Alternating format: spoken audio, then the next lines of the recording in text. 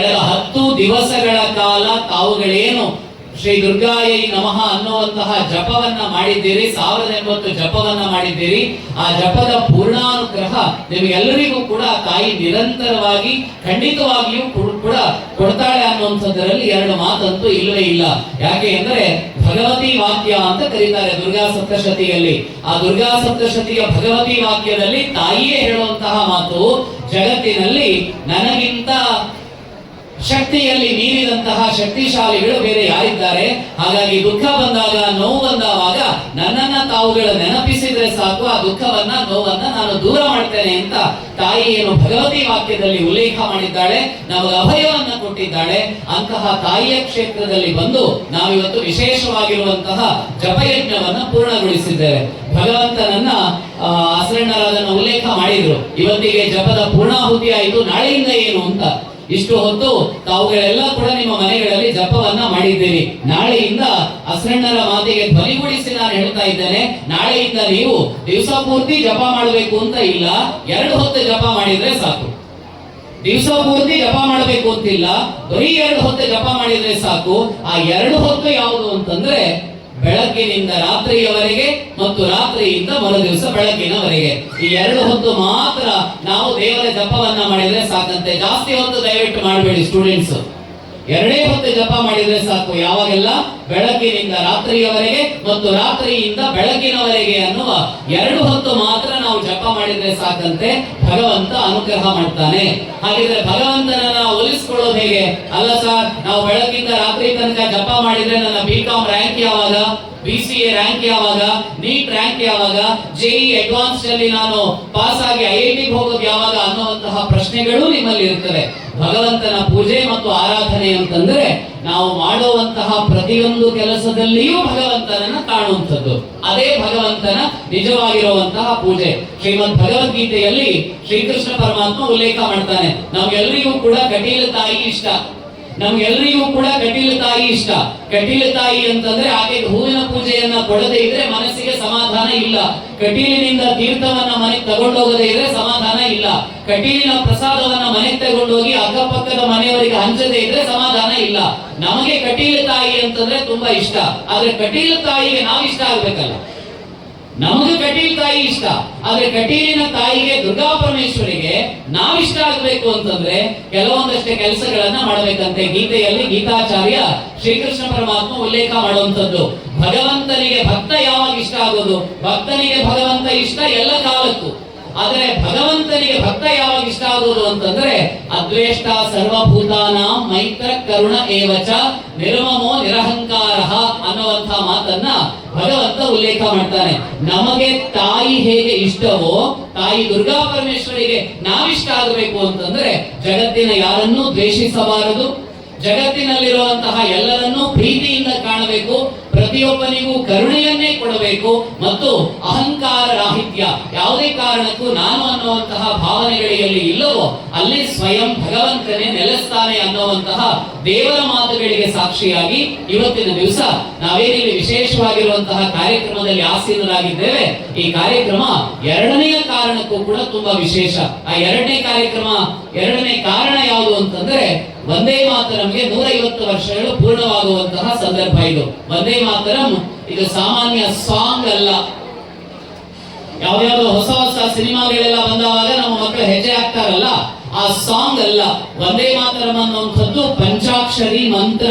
ಯಾವಾಗ ಈ ದೇಶವನ್ನ ಬ್ರಿಟಿಷರು ಆಳ್ತಾ ಇದ್ರಾಯ್ತೋ, ಭಾರತೀಯರಿಗೆ ಬದುಕೋದು ಹೇಗೆ ಅನ್ನುವಂಥದ್ದು ಗೊತ್ತಾಗ್ತಾ ಇರಲಿಲ್ಲೋ, ಸರ್ವತಂತ್ರ ಸ್ವತಂತ್ರವಾಗಿ ದೇಶ ಇರಬೇಕು ಅನ್ನುವಂಥ ಯೋಚನೆಗಳಿತ್ತೋ, ಅಂತಹ ಸಂದರ್ಭದಲ್ಲಿ ಈ ದೇಶಕ್ಕೆ ಶಕ್ತಿಯನ್ನ ತುಂಬಿದಂತಹ ಪಂಚಾಕ್ಷರಿ ಮಂತ್ರ ವಂದೇ ಮಾತರಂ. ಆ ವಂದೇ ಮಾತರಂ ಹಾಡನ್ನ ಸಾಮಾನ್ಯವಾಗಿ ಯಾವ್ದಾದ್ರು ಒಂದು ಸಿನಿಮಾ ಹಾಡು ಬಂದ್ರೆ, ಹೊಸ ಸಿನಿಮಾ ರಿಲೀಸ್ ಆಗಬೇಕಾಗಿದ್ರೆ 1-2 ವರ್ಷ 3 ವರ್ಷ 4 ವರ್ಷ ಇರುತ್ತೆ. ಕಾಂತಾರ 2, 3 ರಿಷಬ್ ಶೆಟ್ಟಿ ಎಲ್ಲಿ ತನಕ ಮಾಡ್ತಾರೋ ಅಲ್ಲಿ ತನಕ ಸಿಂಗಾರ ಸಿರಿಯೇ ಇರುತ್ತೆ. 10 ವರ್ಷ ಕಳೆದ ಮೇಲೆ ಸಿಂಗಾರ ಸಿರಿ ಎಲ್ಲಿಗೆ ಹೋಗುತ್ತೆ ಅಂತ ಯಾರಿಗೂ ಕೂಡ ಗೊತ್ತಿಲ್ಲ. ಹೊಸ ಸಿನಿಮಾ ಬಂದಾವಾಗ ಆ ಹಾಡುಗಳು ಎಲ್ಲರ ಬಾಯಲ್ಲೂ ಇರುತ್ತೆ. ಆದ್ರೆ ಒಂದು ಹಾಡು 150 ವರ್ಷಗಳ ನಂತರವೂ ಕೂಡ ಆ ಹಾಡನ್ನ ಕೇಳಬೇಕಾಗಿದ್ರೆ ದೇಶಭಕ್ತಿ ಮತ್ತೆ ಜಾಗೃತವಾಗಿ ಆ ಹಾಡನ್ನ ಕೇಳಬೇಕಾಗಿದ್ರೆ ಇಡೀ ಭಾರತವೇ ನಮ್ಮ ಕಣ್ಣ ಮುಂದೆ ಬಂದು ಸಾಗುವಂತಹ ಒಂದು ವಿಶೇಷವಾಗಿರುವಂತಹ ವಾಕ್ಯ ಸರಣಿಯನ್ನ ಪದಸರಣಿಯನ್ನ ಜೋಡಿಸಿದಂತಹ ಪುಣ್ಯಾತ್ಮ ಅಭಿನವ ಕಾಳಿದಾಸ, ಕವಿ ಚಕ್ರವರ್ತಿ, ಕವಿಕುಲ ತಿಲಕ ಬಂಕಿಮಚಂದ್ರ ಚಟರ್ಜಿಯವರು. ಅವರ ತಂದೆ ಬ್ರಿಟಿಷರ ಆಫೀಸಲ್ಲಿ ಕೆಲಸ ಮಾಡ್ತಾ ಇದ್ರು, ಅವರು ಬ್ರಿಟಿಷರ ಆಫೀಸಲ್ಲಿ ನ್ಯಾಯಾಧೀಶರಾಗಿ ಕೆಲಸ ಮಾಡ್ತಾ ಇದ್ರು. ಆದ್ರೆ ಒಂದು ಕಡೆಯಲ್ಲಿ ಭಾರತದ ಕುರಿತಾಗಿರುವ, ಭಾರತದ ದಾಸ್ಯದ ಕುರಿತಾಗಿರುವ ಭಾವನೆಗಳವರಲ್ಲಿ ಇದ್ದಾವಾಗ ಇತಿಹಾಸದ ದಂತಕಥೆ ಅಂತ ಹೇಳ್ತದೆ. ರಾತ್ರಿಯ ಹೊತ್ತಲ್ಲಿ ಪೂರ್ಣಚಂದ್ರನನ್ನ ನೋಡಿ ಬಂಕಿಮಚಂದ್ರ ಚಟರ್ಜಿ ಅವರು ಪ್ರಯಾಣ ಮಾಡ್ತಾ ಇದ್ದಾಯ್ತಂತೆ. ನಮಗೂ ರಾತ್ರಿ ಹೊತ್ತಲ್ಲಿ ಪೂರ್ಣಚಂದ್ರನನ್ನ ನೋಡಬೇಕಾಗಿದ್ರೆ ಹುಡುಗರಿಗೆ ಯಾವ್ಯಾವ್ದೋ ನೆನಪುಗಳು ಬರಬಹುದು, ಸಿನಿಮಾ ಹಾಡುಗಳು ಬರಬಹುದು. ಪೂರ್ಣಚಂದಿರ ರಜಾ ಹಾಕಿದ ನಿನ್ನಯ ಮೊಗವನ್ನು ಕಂಡಕ್ಷಣ ಅಂತ ಸಿನಿಮಾದ ಹಾಡುಗಳೆಲ್ಲ ನಮ್ಮ ಕಣ್ಣ ಎದುರುಗಡೆ ಬರಬಹುದು. ಆದ್ರೆ ಆ ಪುಣ್ಯಾತ್ಮ ಬಂಕಿಮಚಂದ್ರ ಚಟರ್ಜಿ ಅವರಿಗೂ ಕೂಡ ಪೂರ್ಣಚಂದಿರನನ್ನ ಕಂಡಾಗ ಒಂದು ಹಾಡು ನೆನಪಾಯಿತಂತೆ. ಆ ಹಾಡನ್ನ ಬರೀತಾರೆ. ಆ ಹಾಡನ್ನ ಬರೆದು ಮುಗಿಸ್ಬೇಕಾಗಿದ್ರೆ ಬಂಕಿಮಚಂದ್ರರ ಕಣ್ಣ ತುಂಬಾ ನೀರು. ಯಾಕೆ ಅಂತಂದ್ರೆ ಅವರಲ್ಲಿ ಬರೆದದ್ದು ಸಾಮಾನ್ಯ ಹಾಡಲ್ಲ, ಒಂದು ಮಂತ್ರವನ್ನ ಬರೀತಾರೆ. ಬಂಗಾಲ ದುರ್ಗೆಯ ಆರಾಧನೆಗೆ ಅತ್ಯಂತ ಶ್ರೇಷ್ಠವಾಗಿರುವಂತದ್ದು. ಬಂಗಾಳದ ಭೂಮಿ ಅದು ಶಕ್ತಿಯ ಭೂಮಿ, ಶಕ್ತಿ ಪರಂಪರೆಯ ನೆಲ. ಅಂತಹ ಬಂಗಾಳದ ನೆಲ ದುರ್ಗಾದೇವಿ ಆರಾಧನೆಯನ್ನ ಮಾಡ್ತಾ ಇದ್ದಂತಹ ನೆಲದಲ್ಲಿ ಜನಿಸಿದಂತಹ ಕವಿ ಬಂಕಿಮಚಂದ್ರ ಚಟರ್ಜಿಯವರು ವಂದೇ ಮಾತರಂ ಹಾಡನ್ನ ಬರೀತಾರೆ. ಆ ವಂದೇ ಮಾತರಂ ಹಾಡನ್ನ ಒಂದು ಕಾದಂಬರಿಯಲ್ಲಿ ಸೇರಿಸ್ತಾರೆ. ಆ ಕಾದಂಬರಿಯ ಹೆಸರು ಆನಂದ ಮಠ ಅಂತ. ಆ ಆನಂದ ಮಠ ಕಾದಂಬರಿಯ ವಸ್ತು ಏನು ಅಂತಂದ್ರೆ, ನಾವೆಲ್ಲ ಅಂದ್ಕೊಂಡಿರ್ತೇವೆ ಭಾರತದ ಸ್ವಾತಂತ್ರ್ಯ ಸಂಗ್ರಾಮ ಅಂತಂದ್ರೆ ರಾಜರು, ಮಹಾರಾಜರು, ಹೋರಾಟಗಾರರು ಇವರಿಂದ ಕಾರಣದಿಂದ ಮಾತ್ರ ಸ್ವಾತಂತ್ರ್ಯ ಸಂಗ್ರಾಮ ಆಗಿದೆ ಅಂತ ನಾವು ಯೋಚನೆ ಮಾಡ್ತೇವೆ. ಹಾಗಲ್ಲ. ಕಳೆದ ವರ್ಷ ಭಾರತ ದೇಶ ಗೌರವ ಪಡುವಂತಹ, ಗರ್ವ ಪಡುವಂತಹ, ಅಭಿಮಾನ ಪಡುವಂತಹ ಒಂದು ಕಾರ್ಯಕ್ರಮ ನಮ್ಮ ದೇಶದಲ್ಲಿ ಆಗಿತ್ತು, ಮಹಾಕುಂಭಮೇಳ. ಆ ಮಹಾಕುಂಭಮೇಳದಲ್ಲಿ ಲಕ್ಷಾಂತರ ಜನ ಸಾಧುಗಳು ಎಲ್ಲಿಂದಲೂ ಬರ್ತಾರೆ. ಮಹಾಕುಂಭಮೇಳಕ್ಕೆ ಇನ್ವಿಟೇಷನ್ ಕಾರ್ಡ್ ಇಲ್ಲ. ಎಲ್ಲಂದಿ ಕುಂಭಮೇಳ ಉಂಟು ಪ್ರಯಾಗಡ ನಿಕ್ಲು ಮಾತಿರಲ್ಲ, ಕುಟುಂಬ ಸಮೇತ ಬರಡು, ಆಶೀರ್ವಾದ ಮಲ್ಪಡು ಅಂತ ಯಾವುದೇ ಆಶೀರ್ವಾದದ ಮಾತುಗಳು, ಯಾವುದೇ ಇನ್ವಿಟೇಷನ್ ಕಾರ್ಡ್ಗಳಿಲ್ಲದೆ ಕೋಟಿಗಟ್ಟಲೆ ಜನ ಸೇರುವಂತಹ ಯಾವುದಾದ್ರೂ ಒಂದು ಕಾರ್ಯಕ್ರಮ ಜಗತ್ತಿನಲ್ಲಿ ನಡೀತದೆ ಅಂತಂದ್ರೆ ಅದು ಕುಂಭಮೇಳ ಕಾರ್ಯಕ್ರಮ ಮಾತ್ರ ಭಾರತದ ಭೂಮಿಯಲ್ಲಿ ನಡೆಯುವಂಥದ್ದು. ಆ ಭಾರತದ ಭೂಮಿಯಲ್ಲಿ ನಡೆಯುವಂತಹ ಕುಂಭಮೇಳದ ಕಾರ್ಯಕ್ರಮದಲ್ಲಿ ಯಾವೆಲ್ಲ ಸಾಧುಗಳು ಭಾಗವಹಿಸ್ತಾರೆ, ಆ ಸಾಧುಗಳು 1780ರ ಹೊತ್ತಿಗೆ ಬಂಗಾಳದಲ್ಲಿ ಹಿಂದೂಗಳ ಪರಿಸ್ಥಿತಿ ಅತ್ಯಂತ ಅಧಪತನಕ್ಕೆ ಹೋಗಿದ್ದಾಗ, ಆವತ್ತು ಮಾತ್ರ ಅಲ್ಲ, ಇವತ್ತಿಗೂ ಬಾಂಗ್ಲಾದಲ್ಲಿ ನೆಲ ಕೊಟ್ಟಂತಹ ಜನ ಇವತ್ತು ಬೀದಿಗೆ ಬರ್ತಾ ಇದ್ದಾರೆ. ಅನ್ನ ಕೊಟ್ಟಂತಹ ಇಸ್ಕಾನಿನ ದಾಸರನ್ನ ಅಲ್ಲಿಂದ ಹೊರಗಡೆ ಕಳಿಸ್ಕೊಡ್ತಾ ಇರುವಂತಹ ಪರಂಪರೆ 2025 ಅಲ್ಲ, 1780ರ ಹೊತ್ತಲ್ಲೇ ಬಂಗಾಳದಲ್ಲಿ ಈ ರೀತಿಯ ವ್ಯವಸ್ಥೆಗಳು, ದುರಂತಗಳು ಆಗಿದ್ದಂತಹ ಸಂದರ್ಭದಲ್ಲಿ ಜಪ ಮಾಡ್ತಾ ಇದ್ದಂತಹ ಸಾಧುಗಳು, ಹರನ ಆರಾಧನೆಯನ್ನ ಮಾಡ್ತಾ ಇದ್ದಂತಹ ಸಾಧುಗಳು, ಓಂ ನಮಃ ಶಿವಾಯ ಮಂತ್ರವನ್ನ ಹೇಳ್ತಾ ಇದ್ದಂತಹ ಸಾಧುಗಳು, ನಾವು ಹೀಗೆ ಕುಳಿತುಕೊಂಡ್ರೆ ಆಗೋದಿಲ್ಲ, ನಮ್ಮ ಇಡೀ ವಂಶ ನಿರ್ವಂಶವಾಗುತ್ತೆ ಅಂತ ಯೋಚನೆಯನ್ನ ಮಾಡಿ ಸನ್ಯಾಸಿಗಳ ಯುದ್ಧವನ್ನ ಮಾಡ್ತಾರೆ. ಅದನ್ನ ಸನ್ಯಾಸಿ ಸಂಗ್ರಾಮ ಅಂತ ಕರೀತಾರೆ ಇತಿಹಾಸದಲ್ಲಿ.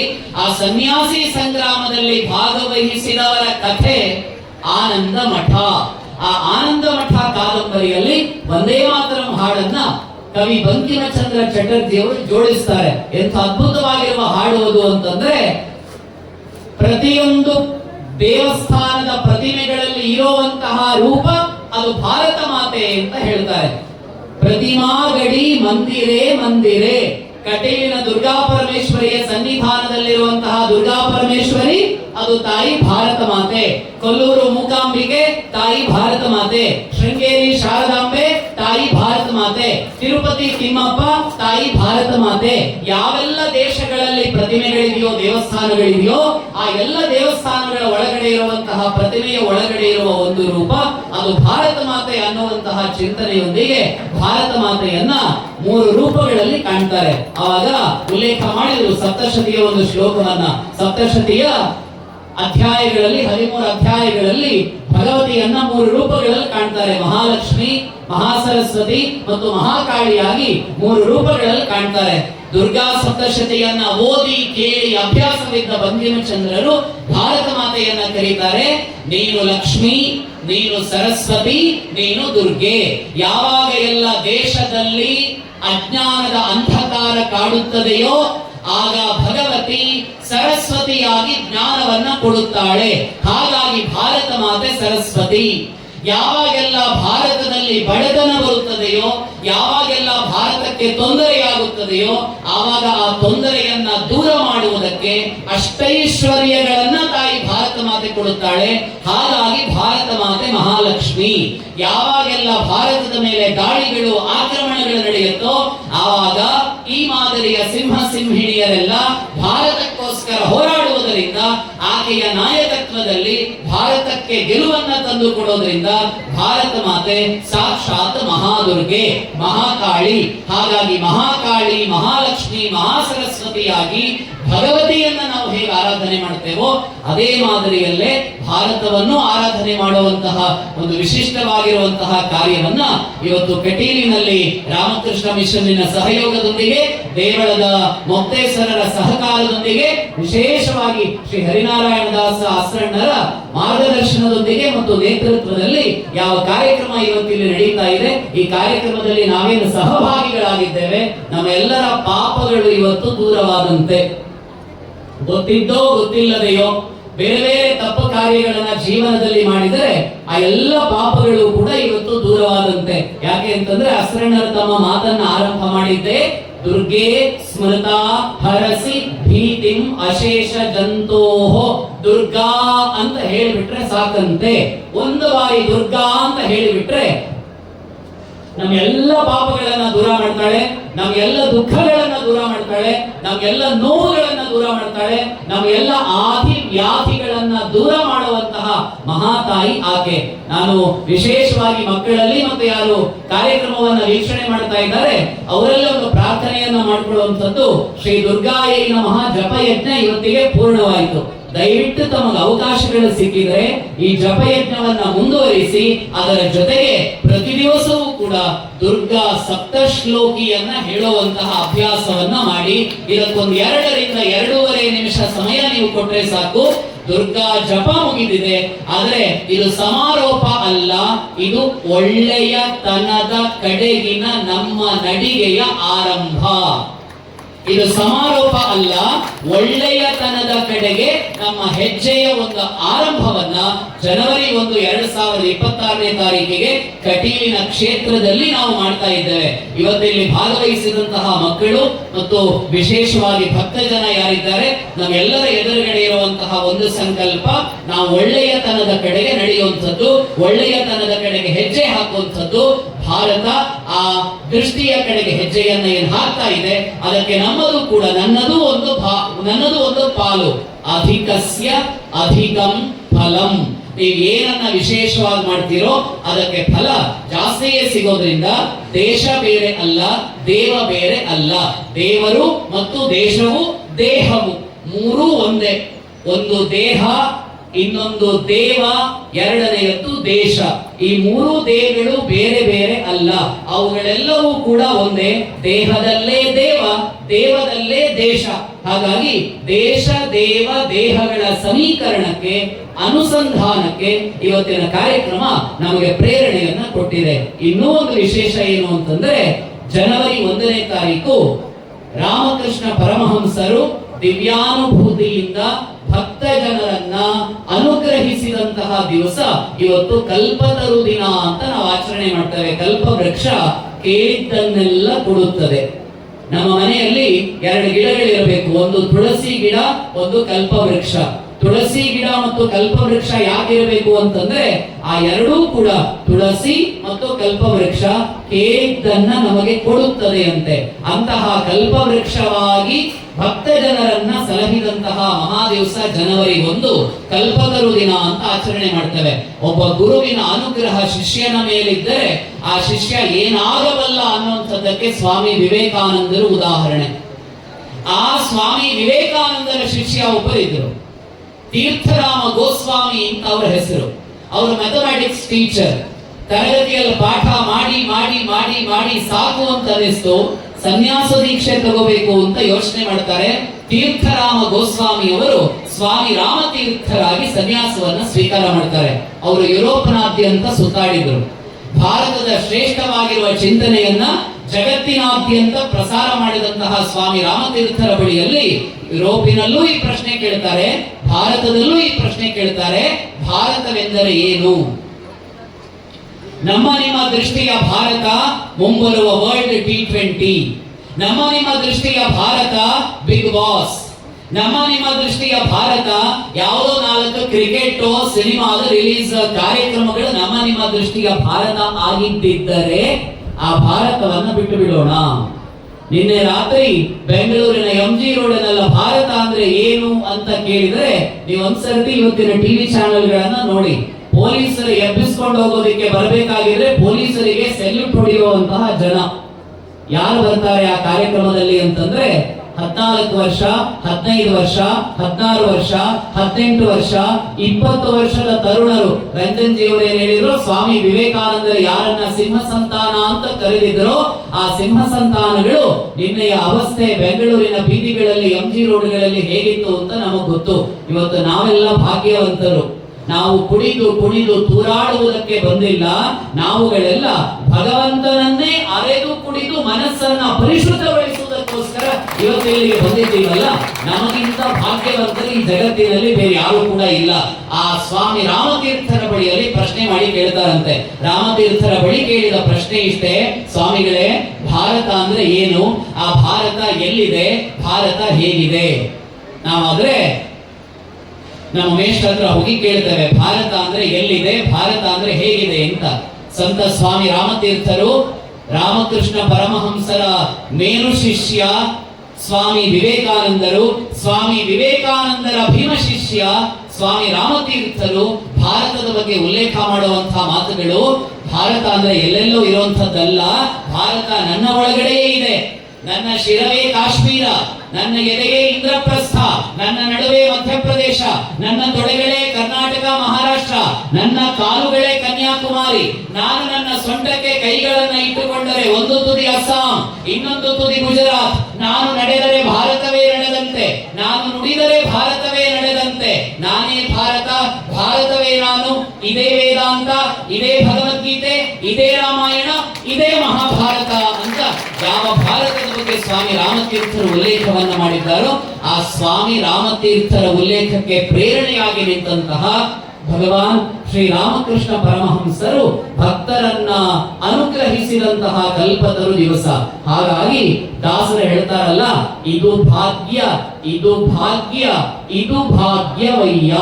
ನಾಳೆ ಭಾಗ್ಯ ಇರುತ್ತೋ ಇಲ್ವೋ ನಮಗ್ ಗೊತ್ತಿಲ್ಲ, ಆದ್ರೆ ಇವತ್ತಿನ ದಿವಸ ತ್ರಿವೇಣಿ ಸಂಗಮ, ಭಕ್ತರನ್ನ ಅನುಗ್ರಹಿಸಿದ ಗುರುವಿನ ಆಶೀರ್ವಾದ, ದೇಶಕ್ಕೆ ರಕ್ಷಣೆಯಾಗಿ ನಿಂತ ವಂದೇ ಮಾತರನ್ನ ಪ್ರೇರಣೆ ಹಾಗೂ ದುರ್ಗಾ ಜಪದ ತ್ರಿವೇಣಿ ಸಂಗಮದ ಮೂಲಕ ನಾವು ನೀವುಗಳು ಪ್ರಯಾಗಕ್ಕೆ ಇವತ್ತು ಹೋಗಬೇಕಾಗಿಲ್ಲ, ಗಂಗೆ ಯಮುನೆ ಸರಸ್ವತಿಯರ ನಡುವೆ ಸ್ನಾನವನ್ನು ಮಾಡಬೇಕಾಗಿಲ್ಲ, ಕಾವೇರಿ ಸಂಗಮಕ್ಕೂ ನಾವು ಹೋಗಬೇಕಾಗಿಲ್ಲ. ಇವತ್ತು ಗಂಗೆ ಯಮುನೆ ಸರಸ್ವತಿಯರೆಲ್ಲ 3 ರೂಪಗಳಲ್ಲಿ ಕಟೀಲಿಗೆ ಬಂದು ನಂದಿನಿಯ ಮೂಲಕ ನಮ್ಮನ್ನ ಅನುಗ್ರಹ ಮಾಡಿದ್ದಾರೆ. ಆ ಭಗವತಿಯ ಅನುಗ್ರಹ, ದೇವರ ಅನುಗ್ರಹ ಸದಾ ಕಾಲ ನಮ್ಮ ಮೇಲೆ ನಿರಂತರವಾಗಿ ಇರಲಿ. ಪ್ರೀತಿಯ ವಿದ್ಯಾರ್ಥಿ ಮಿತ್ರರೇ, 17, 18, 19 ವರ್ಷ ವಯಸ್ಸು ಅದು ಸಮಾಜಕ್ಕೆ ಪ್ರೇರಣೆಯನ್ನ ಕೊಡುವಂತಹ ವಯಸ್ಸು. ಸನತ್ ಕುಮಾರ್ ಶೆಟ್ಟಿಯವರು ಅದನ್ನು ಉಲ್ಲೇಖ ಮಾಡಿದ್ರು. ಕೆಟ್ಟದ್ದರ ಕಡೆಗೆ ಹೋಗುವಂತಹ ವಯಸ್ಸಲ್ಲ, ಗ್ಲಾಮರ್ ವಯಸ್ಸು ಅಲ್ಲ, ರೂಮರ್ ವಯಸ್ಸು ಅಲ್ಲ, ಗಾಸಿಪ್ಗಳ ವಯಸ್ಸು ಅಲ್ಲ, ಚಟಗಳ ಮೂಲಕ ಚಟ್ಟಕ್ಕೇರುವ ವಯಸ್ಸು ಇದಲ್ಲ. ಈ ವಯಸ್ಸು ದೇಶದ ರಕ್ಷಣೆಗೋಸ್ಕರ ಇರುವಂತಹ ವಯಸ್ಸು. ಒಂದೇ ಮಾತರಂ ಅನ್ನುವ ಒಂದು ಮಂತ್ರವನ್ನ ಶರೀರದ ಒಳಗಡೆ ಧಾರಣೆ ಮಾಡಿಕೊಂಡಂತಹ 23 ವರ್ಷದ ವಯಸ್ಸಿನ ಯುವಕ ಭಗತ್ ಸಿಂಗ್, ರಾಜ್ಗುರು, ಸುಖದೇವ್ ದೇಶಕ್ಕೋಸ್ಕರ ಬದುಕಿದರು. ಚಂದ್ರಶೇಖರ್ ಆಜಾದ್ ನಾಡಿಗಾಗಿ ಬಲಿದಾನವನ್ನ ಮಾಡಿದ್ರು. ಸುಬ್ರಹ್ಮಣ್ಯ ಭಾರತಿಯವರು ದೇಶಕ್ಕೋಸ್ಕರ ಕವನಗಳನ್ನ ರಚನೆ ಮಾಡಿದ್ರು. ಇವತ್ತಿಗೂ ದೇಶದ ಗಡಿಯನ್ನ ಕಾಯುವಂತಹ ಸೈನಿಕ ಅದೇ ವಂದೇ ಮಾತರಂ ಪ್ರೇರಣೆಯೊಂದಿಗೆ 13,25,000 ಜನ ಸೈನಿಕರು ದೇಶಕ್ಕೋಸ್ಕರ ಏನು ಬದುಕ್ತಾ ಇದ್ದಾರೆ. ನಾವು ಕೂಡ ದೇಶಕ್ಕಾಗಿ ಬದುಕುವಂತಹ ಸಂಕಲ್ಪವನ್ನ ಇವತ್ತಿನ ದಿನ ಮಾಡೋಣ. ಸ್ವದೇಶಿ ವ್ರತವನ್ನ ನಾವುಗಳು ಸ್ವೀಕಾರ ಮಾಡೋಣ. ಅಮೆರಿಕಾದ ಅಧ್ಯಕ್ಷ ಟ್ರಂಪ್ ಭಾರತದ ಇಂಜಿನಿಯರ್ಗಳಿಗೆ 9 ಕೋಟಿ ಡಿಮಾಂಡ್ ಮಾಡಿದರೆ ನಾವಿವತ್ತು ಕಟೀಲು ತಾಯಿ ಆಶೀರ್ವಾದದಿಂದ ಜಗತ್ತಿಗೆ ಕೇಳುವ ಹಾಗೆ ಹೇಳೋಣ, ಇನ್ 12 ವರ್ಷಗಳಷ್ಟೇ ಟ್ರಂಪ್ ಅಣ್ಣ, ಇನ್ 12 ವರ್ಷಗಳಷ್ಟೇ ಪುತಿನ್ ಅಣ್ಣ, 12 ವರ್ಷಗಳಲ್ಲಿ ಪರಿಸ್ಥಿತಿ ಬದಲಾಗುತ್ತದೆ.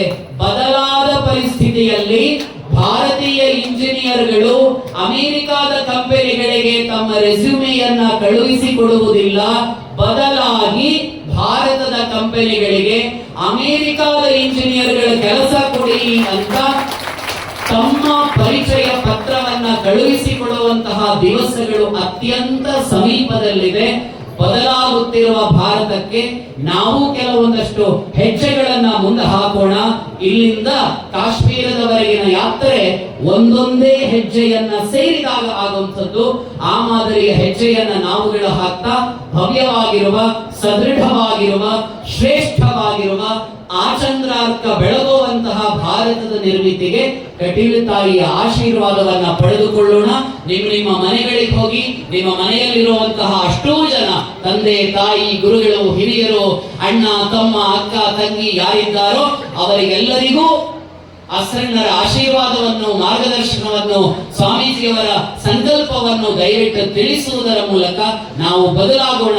ವ್ಯಕ್ತಿಯೊಬ್ಬ ಬದಲಾದಾಗ ಮಾತ್ರ ದೇಶ ಬದಲಾಗೋದಕ್ಕೆ ಸಾಧ್ಯ ಆಗುತ್ತೆ. ಅಂತಹ ಶ್ರೇಷ್ಠವಾಗಿರುವ ಭರತ ವರ್ಷವನ್ನ ಮರು ನಿರ್ಮಾಣ ಮಾಡುವಂತಹ, ವಿಶ್ವಗುರುವನ್ನಾಗಿ ಬದಲಾಯಿಸುವಂತಹ, ಜಗತ್ತಿನ ಮೊಟ್ಟ ಮೊದಲ ಸ್ಥಾನ ಭಾರತ ದೇಶಕ್ಕೆ ಎಲ್ಲ ರಂಗಗಳಲ್ಲೂ ಬರುವುದಕ್ಕೆ ನಮ್ಮದಾಗಿರುವ ಎಲ್ಲವನ್ನೂ ಅಳಿಲ ಸೇವೆಯಾದರೂ ಸರಿ, ಹನುಮ ಸೇವೆಯಾದರೂ ಸರಿ, ರಾಮನಿಗೆ ಎರಡೂ ಇಷ್ಟವೇ. ಹನುಮನಂತೆ ಸೇವೆ ಮಾಡಿದರೂ ರಾಮನಿಗಿಷ್ಟ, ಅಳಿಲಿನಂತೆ ಸೇವೆಯನ್ನ ಮಾಡಿದರೂ ರಾಮನಿಗಿಷ್ಟ. ಹಾಗಾಗಿ ನಾವುಗಳು ಅಳಿಲಾಗಿಯಾದರೂ ಸರಿ, ಹನುಮನಾಗಿಯಾದರೂ ಸರಿ, ಭಗವಂತನ ಮತ್ತು ದೇಶದ ಆರಾಧನೆಯನ್ನ ಮಾಡೋದಕ್ಕೆ ನಿರಂತರವಾಗಿರುವ ಪ್ರೇರಣೆಯನ್ನ ಪಡೆದುಕೊಳ್ಳೋಣ ಅನ್ನುವಂತಹ ಪ್ರಾರ್ಥನೆಯನ್ನ ಈ ಸಂದರ್ಭದಲ್ಲಿ ಸಲ್ಲಿಸ, ನನ್ನ ಜೊತೆಗೆ ಮತ್ತೊಮ್ಮೆ ತಾವುಗಳೆಲ್ಲರೂ ಭಾರತ ಮಾತೆಗೆ ಮತ್ತು ಭಾರತವನ್ನ ಕಾಯುವ ಸೇನಾ ರೆಜಿಮೆಂಟ್ಗಳ ಯುದ್ಧ ಘೋಷದ ಜೈಕಾರಕ್ಕೆ ತಮ್ಮೆರಡೂ ಕೈಗಳನ್ನ ಮೇಲಕ್ಕೆತ್ತಿ ನನ್ನ ಜೊತೆಗೆ ಕೈ ಮತ್ತು ಬಾಯಿ, ಅದರ ಜೊತೆಗೆ ಮನಸ್ಸನ್ನು ಸೇರಿಸಬೇಕು ಅಂತ ಕೇಳಿಕೊಳ್ತಾ ಇದ್ದೇನೆ. ಭಾರತ್ ಮಾತಾ ಕಿ, ಭಾರತ್ ಮಾತಾ ಕಿ, ಬಜರಂಗ ಬಲಿ ಕಿ.